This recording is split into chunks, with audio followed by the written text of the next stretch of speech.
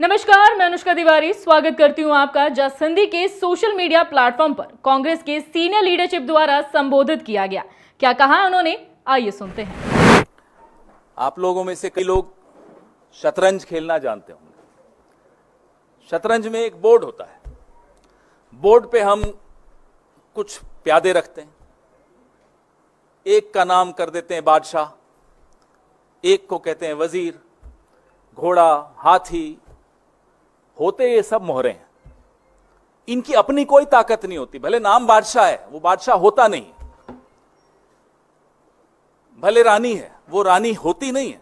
अगर रानी खुद तय कर ले कि मुझे मूव करना है, वो नहीं कर पाएगी। एक शतरंज का खेल चल रहा है इस देश में। अभी हम लगातार पिछले कई सालों से अलग अलग मोहरों की बात कर रहे हैं। खिलाड़ी कौन है, वहां तक अभी हम निर्णायक रूप से पहुंचे नहीं हैं। We have not been able to decisively arrive at who is playing this chess. On the chessboard are different pawns. अलग अलग प्यादे हैं, अलग अलग मोहरे हैं। उनमें से एक मोहरे के विषय में आज हम आपके सामने आए हैं। सेबी की चेयरपर्सन माधवी बुच,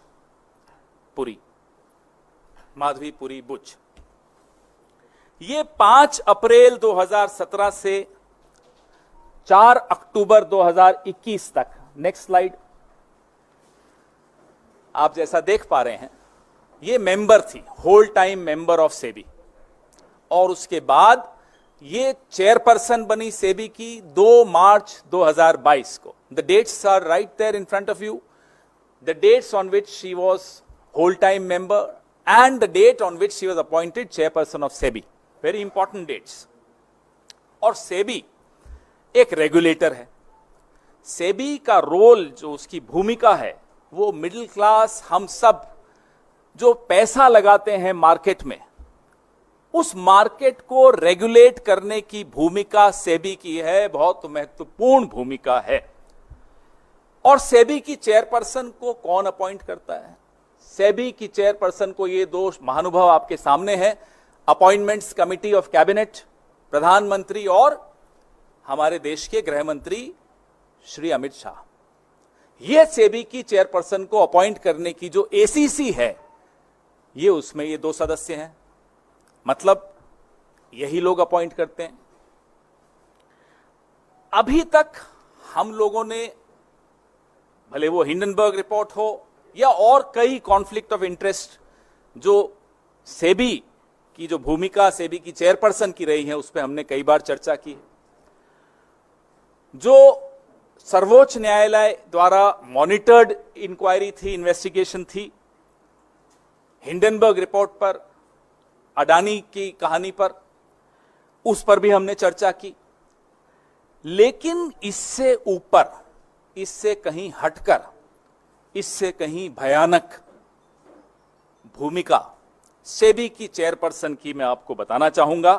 सबसे पहले मैं अपने साथियों को बोलूंगा, अगली स्लाइड पर आए। यह पहली इरेगुलरिटी, यह पहला गैर कानूनी काम। आप सब तनख्वाह लेते हैं, मुझे लगता है एक ही जगह से लेते होंगे। अगर आप अपनी चैनल से, आप टाइम्स नाउ में, अगर आप टाइम्स नाउ से सैलरी लेते हैं तो हिंदुस्तान टाइम्स से तो नहीं लेते होंगे। साथ साथ कांग्रेस पार्टी से तो बिल्कुल नहीं लेते हैं, हम जानते हैं नहीं लेते।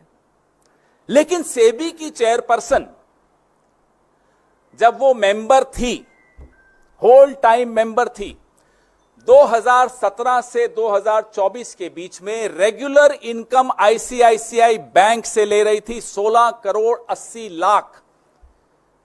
और इसको 3 अलग अलग भागों में हमने आपको दिखाया कि तनख्वाह ले रही थी। आप सेबी की होल टाइम मेंबर हैं, आप आईसीआईसीआई से तनख्वाह क्यों ले रही थी, हम ये जानना चाहते हैं।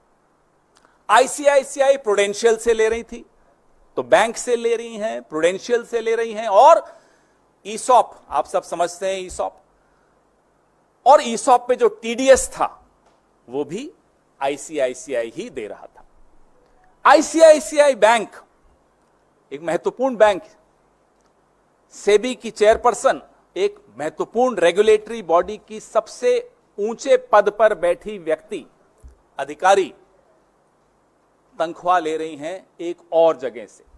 Next slide.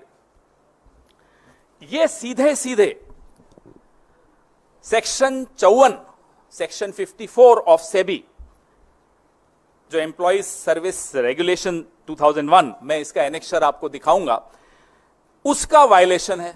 सीधे सीधे ऑफिस ऑफ प्रॉफिट का मामला है, सीधा। इसमें अगर किसी में थोड़ी सी भी अगर लिहाज, शर्म, लज्जा कुछ हो, वो इस्तीफा देगा, 1 मिनट नहीं रुकेगा इस एक्सपोजर के बाद।